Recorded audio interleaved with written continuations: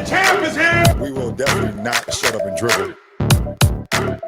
The champ is here. I must be the greatest. The champ is here. I'm going to continue to stand with the people. The champ is here. I will not lose. I'm a bad man. I shook up the world. Yes. Welcome. You could have been anywhere in the world, but you are here with we. My name is EJ, and I got my man. Yeah, mate. Yes, he's the DB of the show, and we are the award-winning Black in Sports. We're giving a voice to the culture that won't shut up and dribble. Here, giving you the best interviews and professionals in and around the game, covering it all, laughing it all, while providing a platform to be heard. So, you know what we do around now, man. We have to introduce our guest. So excited to have her on. So we all know that Black girls rock. And we're happy to have this amazing Black woman on the show, best-selling author, speaker, podcast host, all right, pro sports lawyer, and an innovator. So, you know, we got to go ahead and clap it up for Miss Sivonnia DeBarros. Welcome to the show. Let's get it. So if you don't know by now, how we start the show is a shoot your shot moment, all right? So this is where you can tell us a moment when you just bet on yourself, win or lose, but you bet on yourself and you're like, you know what? I got to go for mine. Give us that story. Man, that's easy for me. Okay, I like easy. Let's go. I couldn't find a job when I passed the bar. Oh. Yep. So I am one of those first generation lawyers, and of course, law business owner. Okay. Come from a family of entrepreneurs, but of course, I didn't know anybody that was a lawyer. So, you know, I really worked my butt off in law school, did a lot of different things just so that I can be a diversified candidate for a law firm, and I could not get hired. So what was this? This was 2013 when I graduated, studied to the bar that same July. In October, I was licensed or barred as an attorney. Okay. And I went out looking for jobs, didn't get any real offers. And I said, okay, God, what am I supposed to do at this point? Because I don't want to get stuck in a situation where I'm doing like these little, document review type jobs where lawyers just go in and look at documents for them. And then you're stuck in that for 2 years and you're still not employable because you have no real skills. And so I prayed about it. And I said, come January 31st of next year, if I don't have a real job offer, I'm hanging my own shingle. And that's what I did. Boom.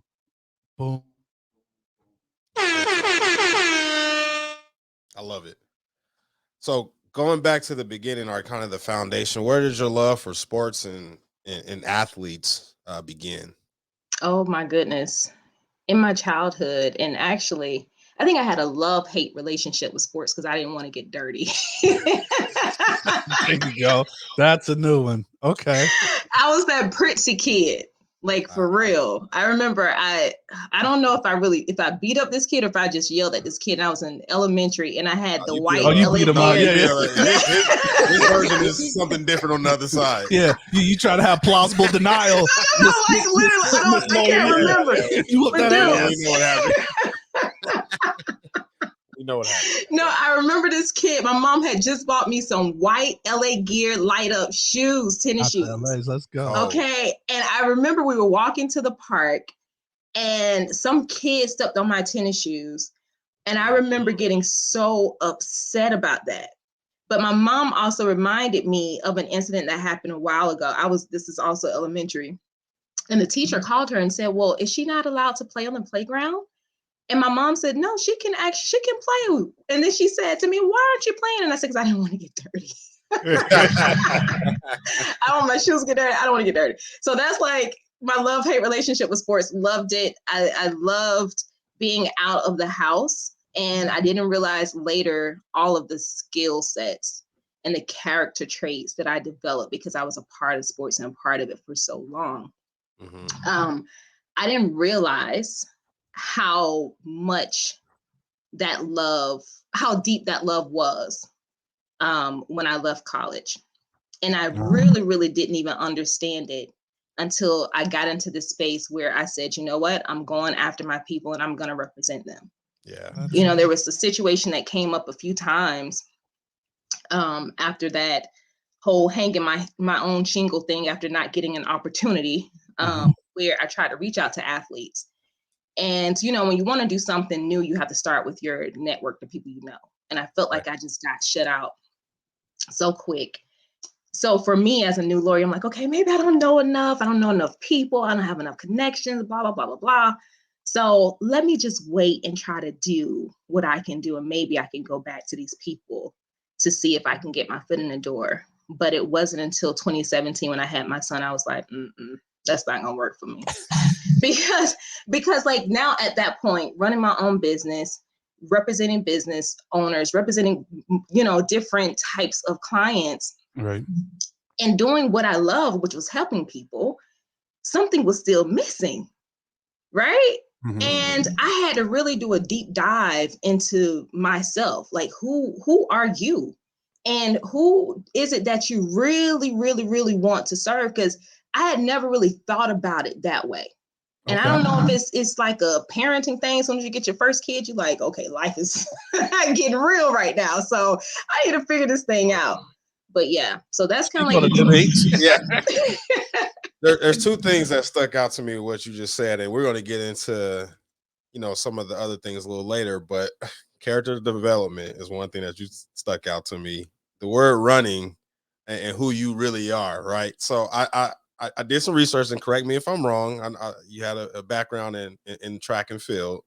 There's a lot of character development when it comes to track and field, and while it's a team sport, sometimes there's a lot of individual based, right? Yes. You running your race. So how was track? What was your events? You know, obviously how it applies to what you're doing now. Just tell us about a little bit about your track and field days. Yeah. So high school, oh my gosh, I feel like I did everything. And my senior year, I actually forgot about this. I got the leadership award. I didn't even know I was the actual leader on the team, but okay, I'll take it, you know. Right. So I did, Jesus, 4x4, 4x2, 4x1, the 200.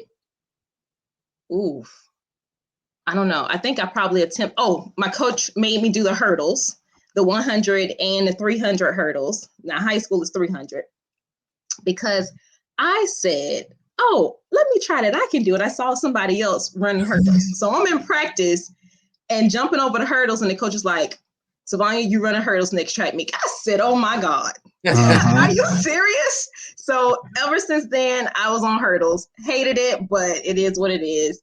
College, I did the 200 and the open 4. Hated the open 4, but it was like one of those things where my coach is like, this is your training. So you do the 400, it'll help you in the 200. Well, there you go. Yeah. Well, Yeah. let's start back. You Florida young lady, right? Florida girl. So grew up in Gainesville, went to high school in Gainesville, and then you stayed in Florida to go to college. So Yep. what was that experience kind of growing up in that area? Ooh, different than what it is now. I'm a Florida boy too. If I didn't put that out there, right? So born in St. Pete, Tampa, St. Pete. So okay. and So Tampa's different than it's different than when it's still different. Yeah. Yeah.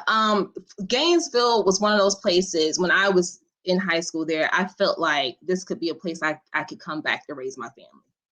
It's nice, quiet country town. I can say, like, for sure, the people I went to high school with and graduated with, a lot of us are doing some real stuff, which is absolutely amazing.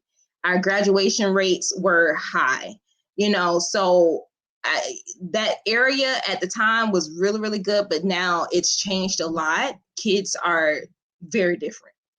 Very, very, very, very different, to say the least.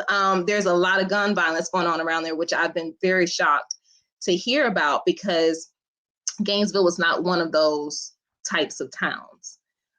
So when I left Gainesville, the only reason why I left was because I felt like I needed to get away from home. I wanted other experiences, but I didn't want to go too far to where if something happened, my family couldn't get to me.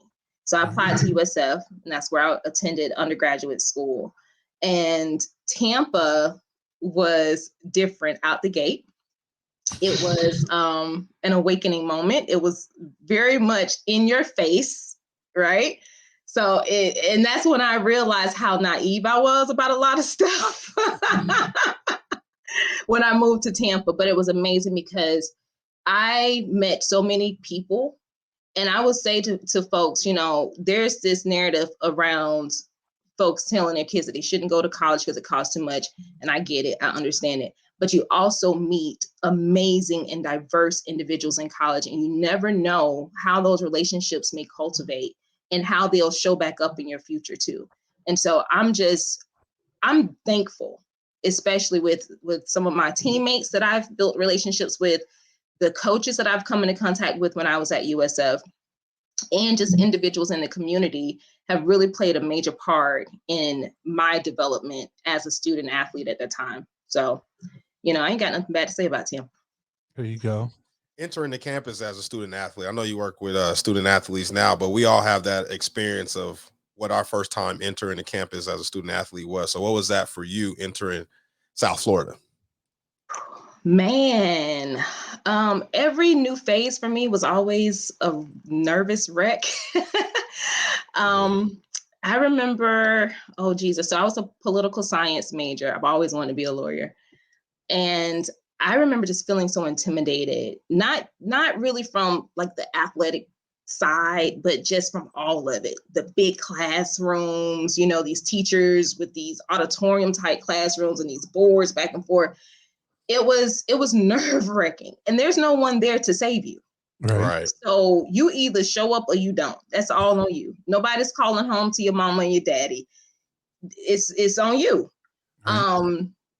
Going to the athletic facility, I feel like was an escape sometimes from all of that, because there was this almost like a safe haven for you to come in and really just think and relax and remove all of that stuff to really get into your own place so that you can do what is necessary to make sure that you're moving forward in your athletic and educational career. So I loved it.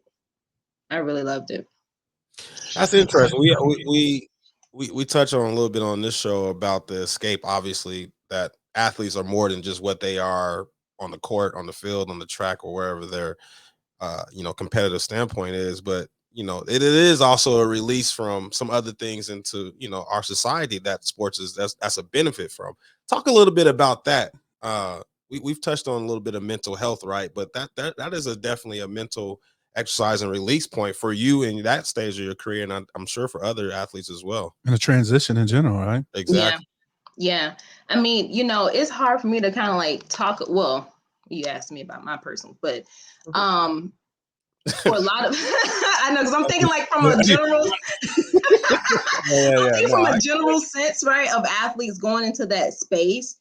Like if we're talking about other sports, their experience was probably way different than mine or my teammates. Mm-hmm. But I had relationships that I had built up and cultivated. Like my AD, I never forget his first name, which was Justin. I cannot remember his last name right now, but I built such a good relationship with my AD. He ended up writing me a letter of recommendation when I applied to law school. Yep.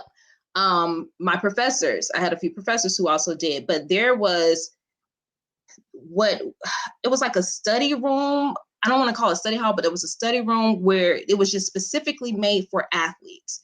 And I took full advantage of that space. There was hardly never really other student athletes in there, especially not football and basketball. Football was training like 3-4 times a day, which I don't know how they had them doing all of that. But it was a safe haven, because you need a place where you can cut out the noise, where you can really just focus in on what the task is at hand.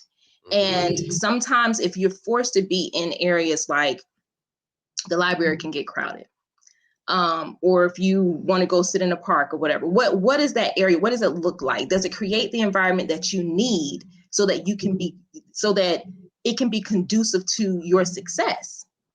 And that's what that space at the athletic facility did for me. So I wasn't one of those top performing athletes. I wasn't a basketball player. I didn't play football, of course, but I took advantage of the resources that were there, and I wish that other student athletes would do the same, because when you leave that school, yeah, right, You got to pay for everything. Okay. Yeah. You basically got to pay to walk in this Starbucks just to sit there and use the internet. Right. So, Or get the cops called on you. right. Right. Right. Yep. So, you did mention a couple other sports. Was track the only sport, or did you like watching other sports, or did you support other sports? Did you have family members that were in other sports? Yeah. So in college, I would always watch the girls' basketball games.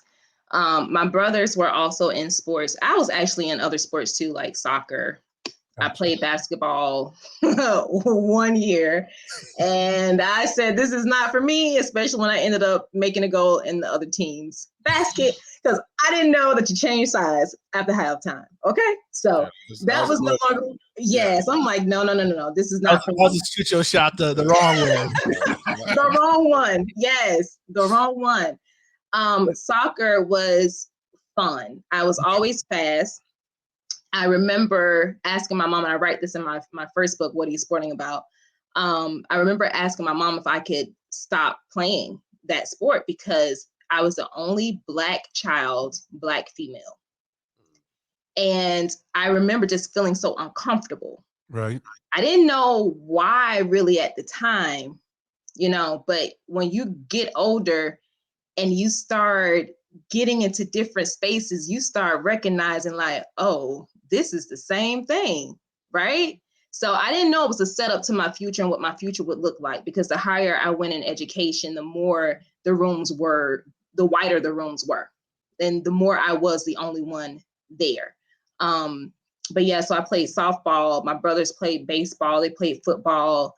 I did competitive cheerleading where competitive cheerleading. I did. I love cheerleading. Yes. Yeah, okay. Competitive cheerleading. And cheerleading is a sport. It is definitely a sport. Don't try me. I was offered to go to London to be in this cheerleading group or something. I can't remember what it was. This was during high school. Both there in Australia, I was invited for track, and I could never go because my parents did not have the funds to allow me to go. And so that's always been something in the back of my mind, like woulda, coulda, shoulda, what would that have looked like? And so it's important for me that I build a foundation where I can give my kid everything that he needs and some of what he wants. I don't want him to ever second guess that, well, you took this opportunity away from me just because you couldn't afford it. No, brother. This is going to all be on you. You put in the work, you can go. So, but those are some of the other sports that I was involved with. And, I wish I could have gone, but it's one of those things. It definitely taught me a big lesson. I at least worked hard for it and I got the opportunity for it, but it is what it is. And I think, we as a culture do experience that, a lot of opportunities that we can't afford, that we miss out on because like we have the skill and aptitude, but just, the financial components are sometimes, left out. And I do want to point out though, because you do have a cousin that was a Steeler, a wide receiver for the Steelers. So, that as a Steeler fan, I have to make sure that we shot that out. You know what I'm saying? Don't shake your head over there, mate. How did you know that? Oh my gosh. And he's probably going to if he ever listens to this, he's going to girl, how did you forget about me? But yeah, my cousin, one of my cousins did play professional ball. And I actually remember when he played for the Gators. Oh, that's and right. I think he went to Dallas first. And sometime after Dallas, he went over to Pittsburgh. But I remember watching him as a kid I don't know, probably was on Thursdays, but Sunday nights, I always remember being able to stay up late because, Sunday was, you got to get ready for school on Monday. Right. Yep. And we'll be watching him play. So that was awesome. Cool. Anything else before we jump forward? So let's get into the career, so we've been hinting around it and, you said that because one of my questions were going to be, when did you know, but you said you always knew that you wanted to be a lawyer. So, and you shoot your shot, you said you came out with SL DeBarros Law Firm, LLC. So how is it and how have you progressed after starting that, right? Like what were the road bumps? Just telling us, going into starting that. Yeah. Ooh, going into because you know what, business is one of those things where it's a continual growth, it's a continual climb, and even if you succeed at the levels that you had always wanted, there's always more to do. So I'm always on that climb up. But when I first got into it, it was just I didn't understand business that way. Like, I didn't understand business at all, and let alone understanding all of the different unique underpinnings for a law business, which is completely different because now you're dealing with ethical rules and guidelines. You're dealing with state regulations too, because you have to abide by the Supreme Court rules that allow you to even be a lawyer, right? But then understanding what business foundations are and what they look like, understanding how do I set my fees, which was a hard thing for me. And being a Black woman, that was real, real hard. Like, somebody saying, oh, they can't afford it. You're like, oh, okay. You know, how am I supposed to make money if nobody can afford my services? And then getting stuck in a place where you feel like you need to make everything affordable for everybody. And that was a problem I had before. You know what I'm saying? Yeah. So as I grew and something bad happened to me in my business that caused me to try to find this particular guy. And so I was searching through the court records trying to see how I can get a hold of this individual, because I was going to sue this person. And I ended up running into an attorney who became my mentor, because when we sat on the call and I was talking to him about the issue, he was actually suing the same person for the same form of conduct. So we ended up talking, I want to say maybe like 2 hours on a call. And the way this brother was just like feeding into my life and my business, and he never even seen me, never saw me, never talked to me before, anything. You know, it was like, oh my gosh, it was exactly what I needed. And being able to have someone there to guide me through this entire process has been nothing short of a blessing, for real. You know, we talk almost every day, and he'll tell me, man, from where you started from to where you are now, he was like, boy, he was like, I already knew you was a monster, but I done turned into a beast. And it's just amazing. So we talk about everything from personal life to, you know, business. How do you even deal with clients? How do you set your fees?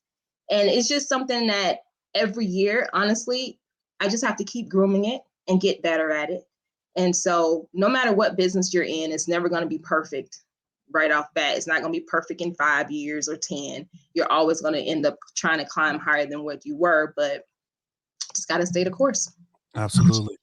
So one of your taglines is legal innovation you can trust. Mm-hmm. So trust is real heavy when you talk about athletes and sports, you know, like, you know, It's business in general. I was just thinking the same thing. right. So It's emotional. what made that moniker stick up for, you know, out for you, or why that tagline?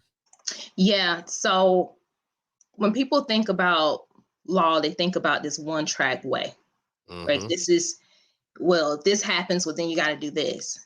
Right. But being a lawyer is actually very creative.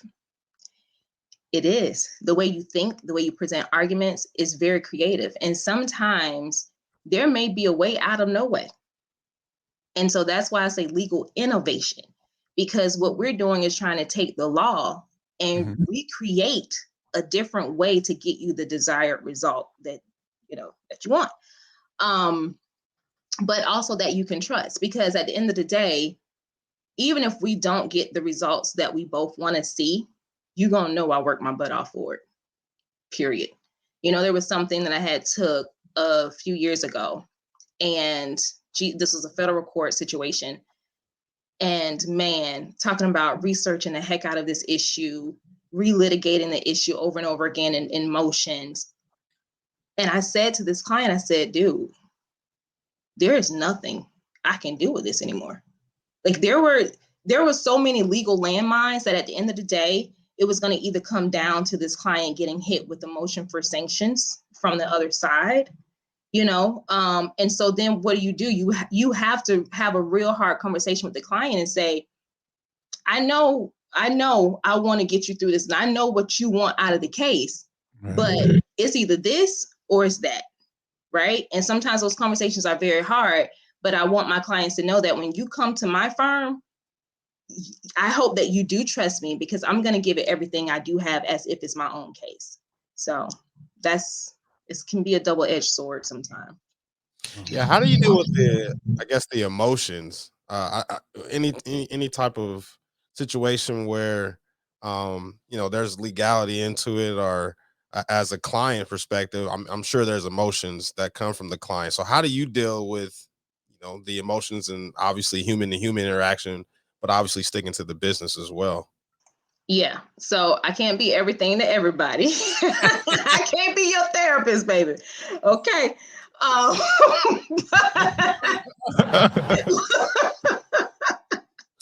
Look, for real, you got to have those real hard conversations with clients.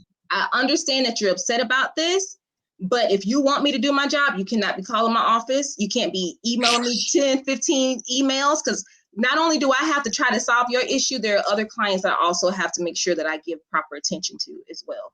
So, don't allow this thing to consume your entire life. You hired a lawyer for a reason, so that you can focus on what's important to you. Go and do that. And sometimes people don't want to hear the hard truth, but it is what it is. A few weeks ago, this couple called my office wanting to set an appointment for some kind of personal injury issue. And there have been some cases where there have been like $1 million settlements or verdicts or whatever. And so the husband asked me, he says, well, I don't know if you can really handle this case if you've never handled one of those particular cases. All right.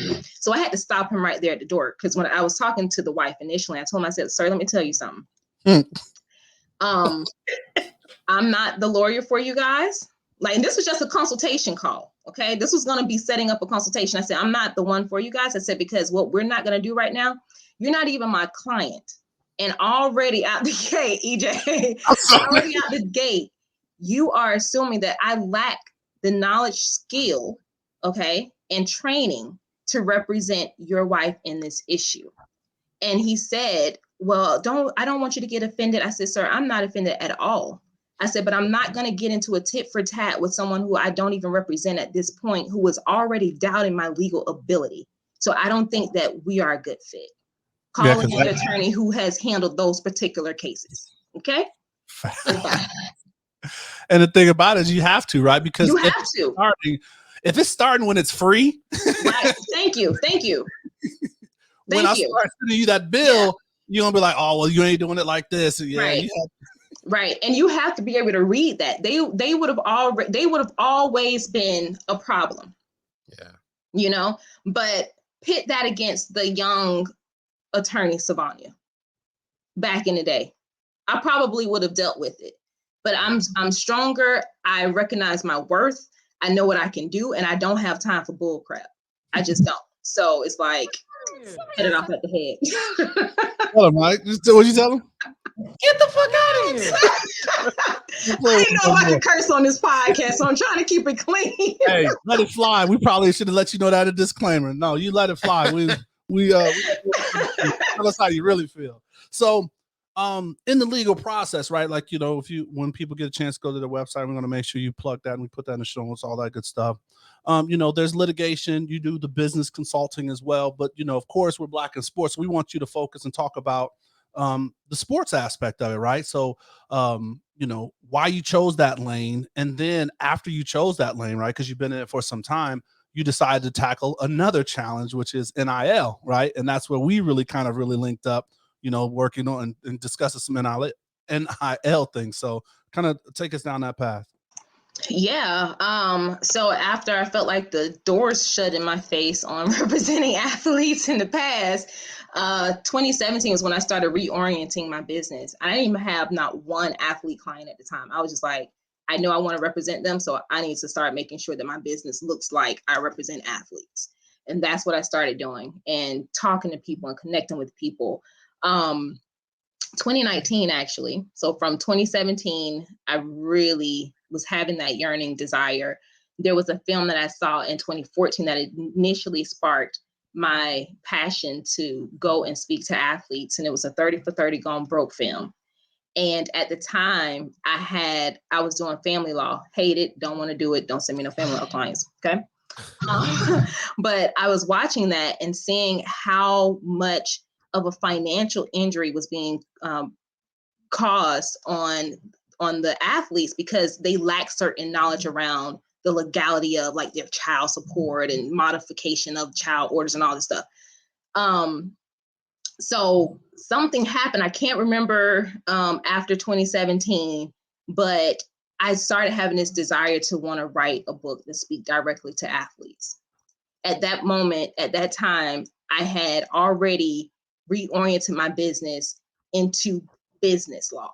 So I was representing business owners already, and a lot of them were Black coming into my office with issues that could have been resolved had they had counsel on the front end when they made certain deals or created their business, and they didn't. And so a lot of these matters were taking them into court, and they couldn't afford the bills. They couldn't afford all the time that it was costing them.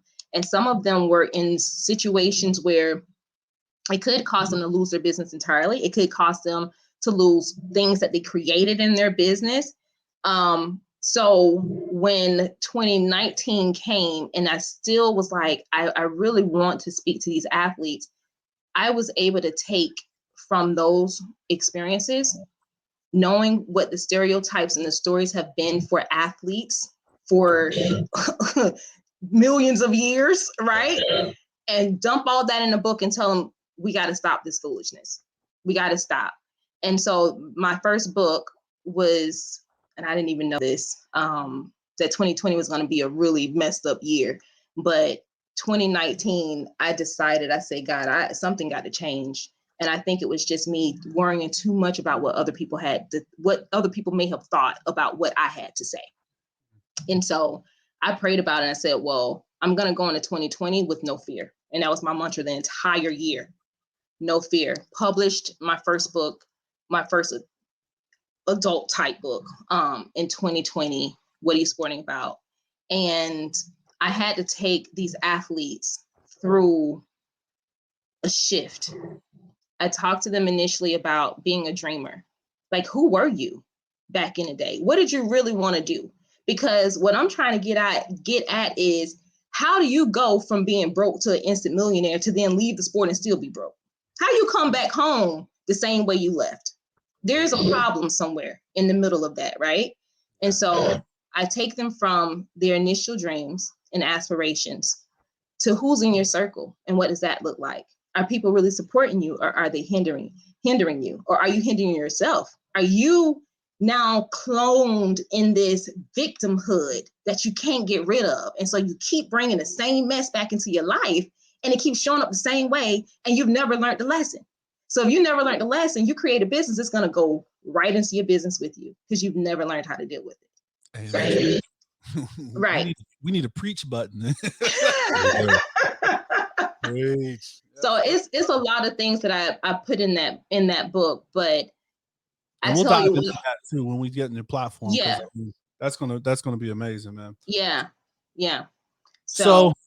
So that was the start off and like understanding them and really saying like, okay, this is a focus. You know, these athletes need our help. There's where that we can protect. And that's another thing that you really, you call yourself that's another quotable, right? You call yourself the protector of athletes. And is that where that came from? Just seeing those simple things that could have been avoided, and then back into, like I said, NIL, is that for the babies, right? So you're looking at the pro and then looking at the babies as well. Yep. You know what? I'm trying to remember, when did I start calling myself the protector of athletes? Because I don't even remember. I just feel like one day it just came out of nowhere and it was like, boom, that's who I am. Yeah, that's who I am. Jesus. So I think protector of athletes came out because one of my clients, not even an athlete, one of my clients who was a business client, said something about me always protecting them. Like, no matter what it is, I'm going to make sure that I give them the real. And so when I started representing athletes, it just seemed like a no-brainer. I want to give you all the stuff that I know from my angle so that you can arm yourself properly, right? There's a lot of people, and this is one reason why I feel like athletes continuously get caught up into this situation of theft, to be exact, because no one is really telling them, like, you need to look out for this, you need to look out for that, or here's what you can do. I ain't sugarcoating nothing. This is what you can do. Right? This is what you can do. And it's better if you know it earlier. Right. And a lot of people they're just not going to be upfront about it, especially if they are the ones that's trying to get something from you. That's really interesting on that part, because a lot of these professional athletes are young 20-something. We've all been young 20-somethings, and they're in a unique spot where they probably have access to a lot of people that they won't have access to later in life. But who do they really trust as well? To your point earlier. Yeah. You can see yourself in a lot of sticky situations. And something that you kind of touched on is a lot of time this wealth is first generational wealth. I mean, let's just be honest. Like, they're the first ones in their family to have this type of money. So I know you're dealing with all of that. And I guess as your athletic background, how do you take that into protecting athletes as well? Yeah, well, my first thing is I'm trying to come at them from a completely different angle, which is not that appealing to them. They're more like, how do I make money from this? But in my mind, I'm like, yeah, you're going to lose money if you're not listening to this. Right. So, right. What's that? Or protect the money, right? Exactly. So one thing that I do, and I don't know if other firms do this, but especially representing business clients, periods, and I'm looping athletes into that. I can't do everything for you. I'm not your financial advisor. I'm not your tax professional, right? I'm not your insurance agent. But guess what? I know those people.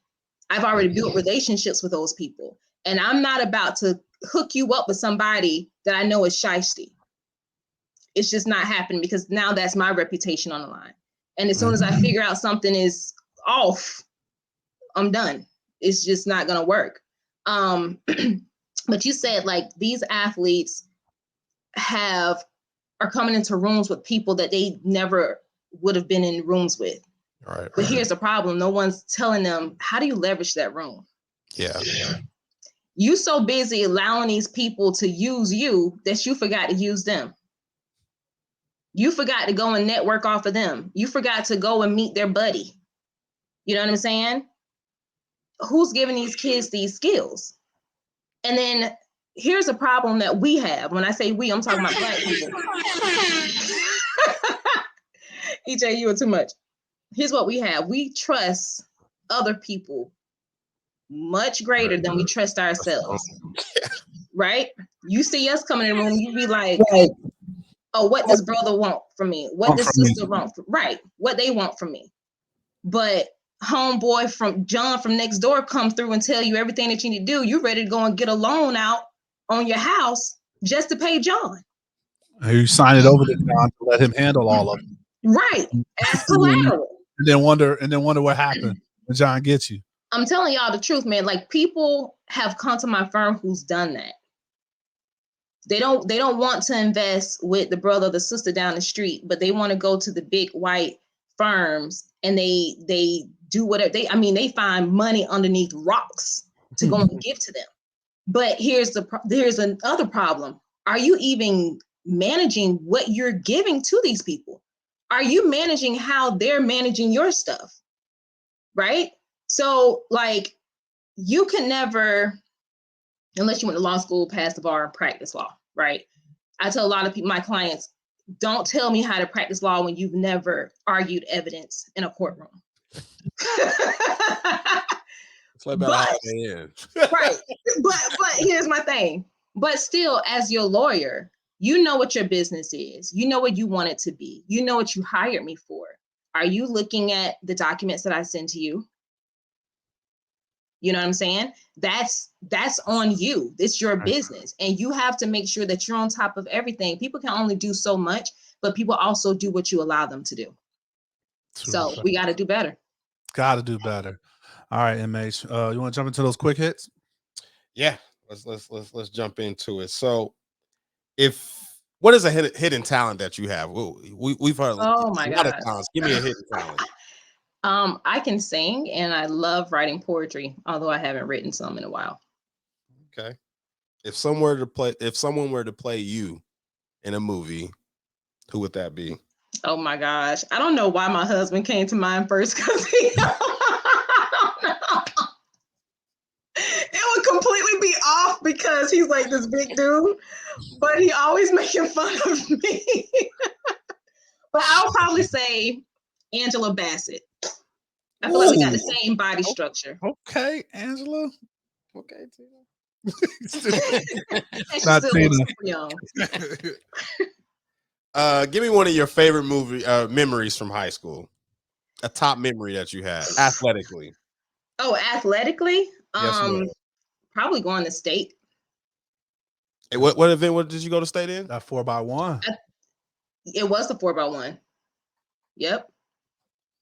If you had to do another career, okay. I know you want to be. You were going to practice law from the get From a jump. baby. So if you had to pick another career, what would that be and why? Man, singing probably. I've always wanted to sing. I'd be nervous if I don't know what.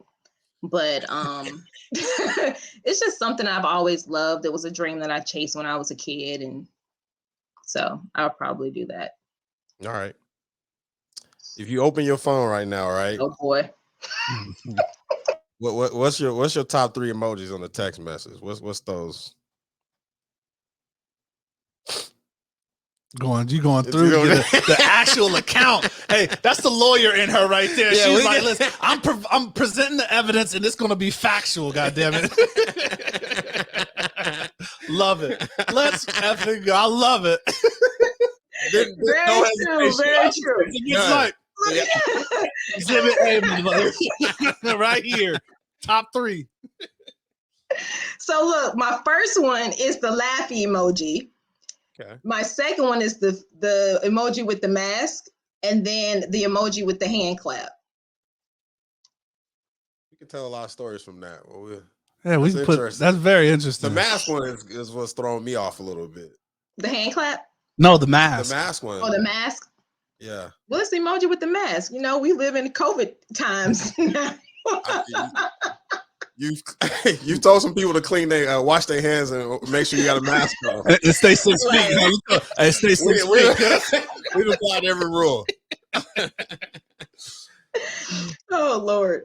All right, so I want to join in the fun. I have a couple quick hits for you. So, what do you think about Sha'Carri Richardson? I mean, she just got smoked like a blunt by them Jamaicans.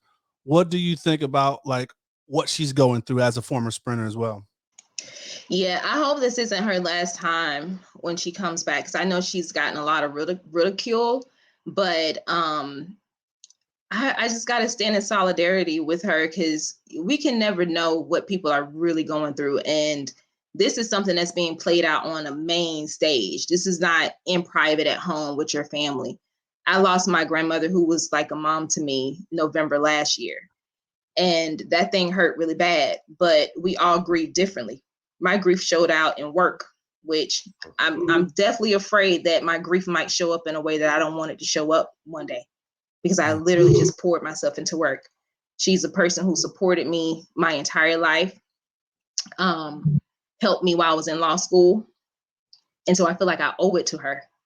But other people, they may not have the strength to go to work or to do something that's productive to help them get their mind off of it. So I just pray that she gets the help that she needs, because I mean, she's good, but don't let other people define what your worth is. Absolutely, especially during those setbacks. Yeah. All right, so here's one. Do you think that and Miles is back in the game, but do you think that college will ever get an association? So you know how the professionals have, like, you know, in NFL, PA, NBA, all of that. Do you think college now with this new NIL will have an association? I think so. I think so. Okay. They just been denied what was it from the labor board? Like a college athlete union. Yeah. Yes. Which doesn't make sense though. If you want to make money from, you don't want to be the employee of the college. Super facts. All right. All right. You got one, MH? No, I'm good. You had that look. No, you good. I'm good. He may come back. I might come back. He may come back. So, what is your biggest fear for the kids in NIL? Because I mean, there's a lot of things that they have to worry about, and they're not even thinking about, and everybody just want to go get the bag, right? That's his generation. I mean, we want to get the bag, but like they, do things to disrespect themselves and their family to get the bag. What is your biggest fear for the kids for the NIL? The emotional injury that may stem from the deals that they receive. Oh, wow. Can you talk a little bit? Yeah, I might. My glasses fall down. I'm gonna take these off. I mean, okay. Here's a prime example. Look at this stuff that just came out with the NFL players. One of them, Clinton Portis. Clinton Portis went to my high school. Yeah. Yeah. What would make you do that? Do you understand what I'm saying? But think about it though. And then like prior to each, but no, for real. But then even prior to that, yeah, like there was some documentary or something that Portis was on before, talking about like how he almost lost his mind and he wanted to kill people because people were stealing money from him. And for some of these athletes who are top performers, who majorly look like us, this is an opportunity to make some real fast money earlier than you waiting for the pros. Mm-hmm. But the flip side of that is you being injured sooner than what professional athletes are. Mm-hmm. And we're dealing with people who are still developing personally, mentally, emotionally, and everything. Like, how do you even handle situations if it was to blow up? Like, people aren't going out and getting, our professional athletes ain't even doing it. You ain't even going and getting a lawyer. You're going down the street and getting a chain to wear around your neck. So when things blow up, how are you going to even handle it? You're going to tuck your... I'm going to tuck mine in. I love it. Oh my gosh. But yeah, I'm worried about that. And I'm worried about how student athletes will manage their family and friends. Especially when it comes to money. We already know what that can look like. So that's definitely one. All right. So here we go. Let's jump into the winner's circle. All right. So this is definitely the platform where we get to just talk about the shine, promote what you have going on and all the things. And you have a lot. So let's just start on the book track, right? So best-selling author. So we want to start with that, right? Because I mean, you had a couple books, but just to have a best-selling book, and that's Athletes Making Moves, right? That's the one that or both one of the ones. Both of them, right? Actually. Mm-hmm. So what was the thought behind that? And then give me the feeling when you hit that mark. So you want me to talk about Athletes Making Moves? Please. Yeah. Okay, so first off, I was shocked that I hit it in 4 categories. That's amazing. That was how many categories? 4. Let's get it. I'm trying to tell you. Whoop, whoop. But the film is so amazing, and I had a few advanced readers prior to this, so I'm basically a one-man shop. I got certain people in my business that help me do some things, but unlike some of these bigger publications and authors, they have like a whole team of people that help them to do things. And so being able to hit the bestsellers list, get prior reviews of the book, because I wanted to make sure that it was information that was relevant and digestible and something that can really be implemented. And one of the reviews I got back was from this guy, this medical doctor actually, who helps retired athletes. And in his review, he said something like, all athletic directors need to have this book. And I was like, whoa, whoa, yeah. So the book is really not a how to, but just like you said, very informative, right? Like it's book. Applied knowledge to it, right? Like so, right. I can put this and it's like, oh, this is I can implement this in some form or fashion of the things that are applicable to me. That's amazing. Absolutely. Absolutely. I won't say like it's an absolute how-to guide. It's breaking down name, image, and likeness in every legal aspect that I knew of at the time. So I take them from, first off, just that personal development phase. So there's a framework that I introduce in the book, my own little framework. But then I take them through historical nature of NCAA rules. Now, what does NIL look like legislatively, comparing two states that are completely different, that are representative of most of the states who have rules on the book. Then what does that look like legally if something was to happen? What are some of the claims that you may be able to raise?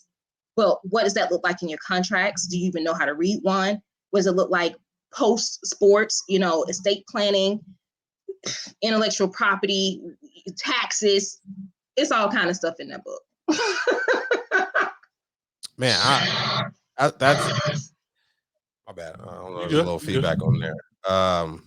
So one question I did have, if I'm just looking at the book, it's very appealing to my eyes because of the color. Was there a reason why is the yellow color there?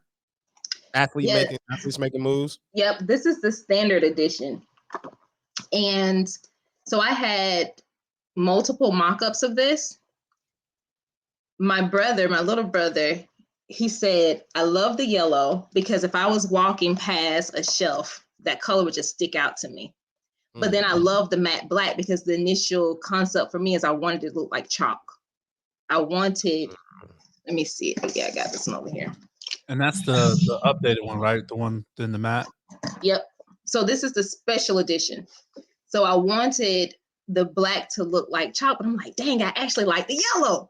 So I said, I'm gonna keep both of them. I'm gonna keep the yellow as my standard edition and the black as the special. And the special edition has a lot more resources in the back of the book. So anyone who buys my book gets a free membership where I take the resources in this book and put it in an 8x10 sheet so you can download it and use it. So there's things like in the special edition, there are sample cover letters to your school, like disclosure letters, sample pitch emails. There's charts on, oh my gosh, drawing a blank, a public right of use. So every state has, well, not every state, but some states have this publicity right statute where somebody can't go and make money from your name, image, or likeness without you having a say about it, right? Yeah, so that's kind of what that is. But it's a bunch of stuff in here, man. When did you start the process in writing the book? Because, from outside looking in, the NIL was talked about for a long, long time, and then it was just here. Here right? it is, right. Yeah. When did you start? Yeah, so after I published What Are You Sporting About, I literally went straight into writing Athletes Making Moves. And yeah, so what I did was conceptually charted out issues for almost like a table of contents and somewhat like what I want to address in those sections. But at the times, like NIL was still conceptual. People were talking about it, but there was no movement on it. So no one really knew who was going to do what or whatever. No state had made any moves on this stuff. So me just going and trying to find different things legislatively was kind of hard until before, Florida was the first one. So when I was writing this book, there were only 3 states that had legislation. There was California, then Florida came next, and Colorado. Those are the only 3 that were out there.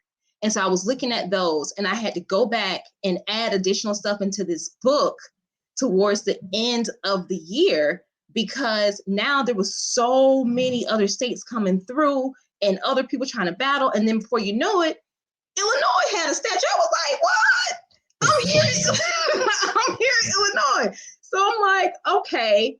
And I had to go back and just really reorient what I was doing because I didn't want to miss anything. Right. So yeah, I was right there at the start, pretty much around, writing on the NIL issues. That's dope.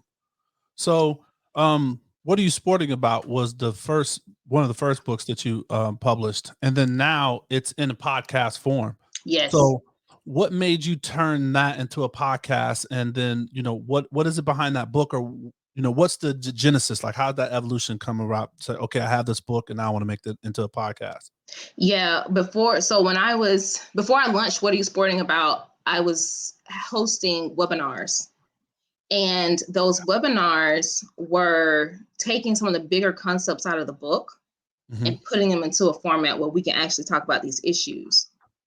When I started seeing all of the interest around it and how these professional athletes and professionals in sports were like, oh my gosh, yes, I'll come and talk about that.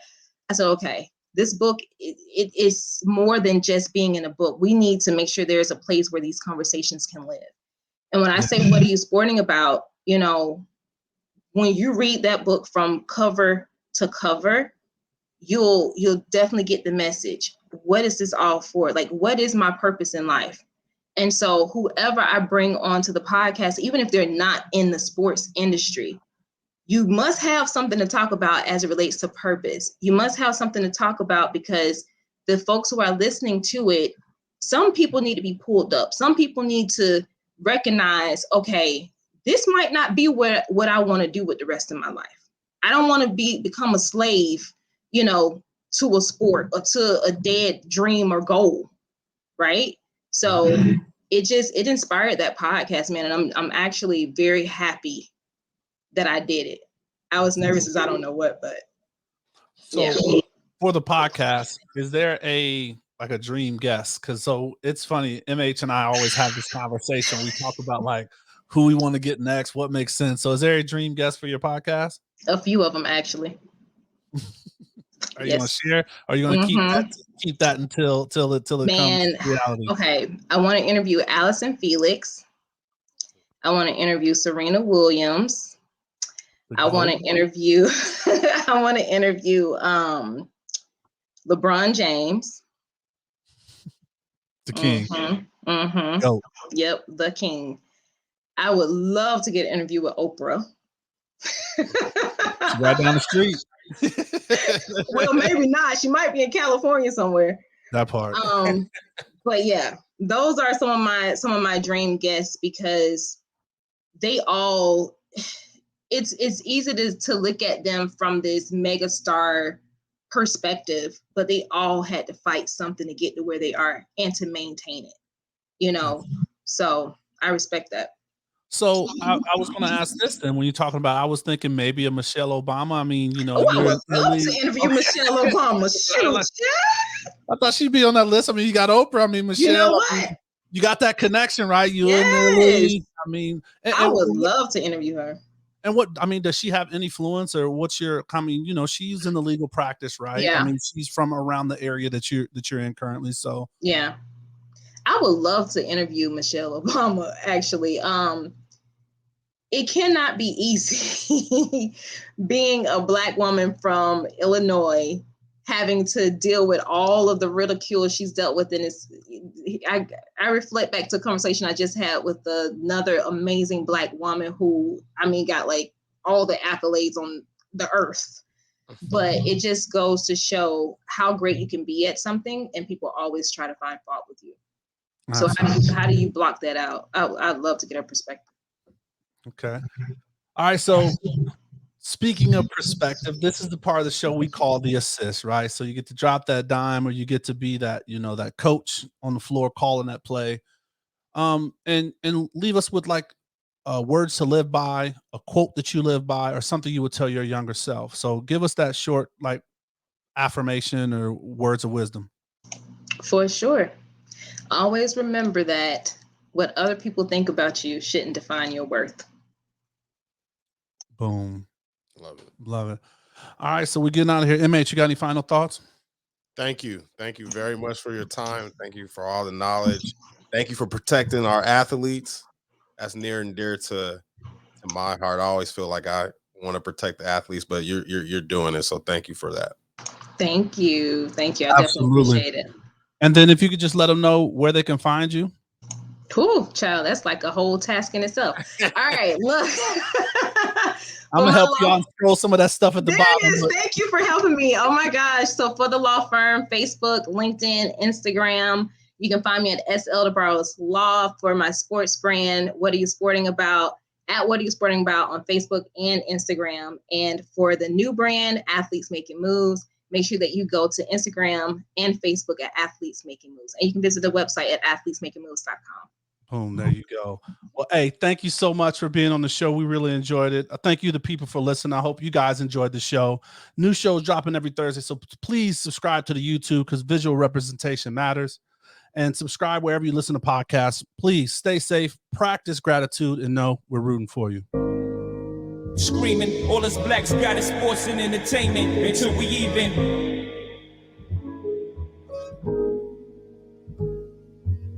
Assuming I'm rooting for everybody that's black.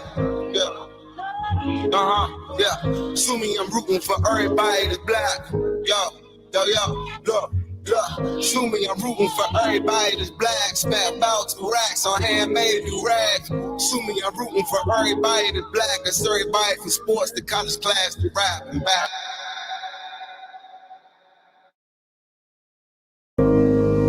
Screaming, all us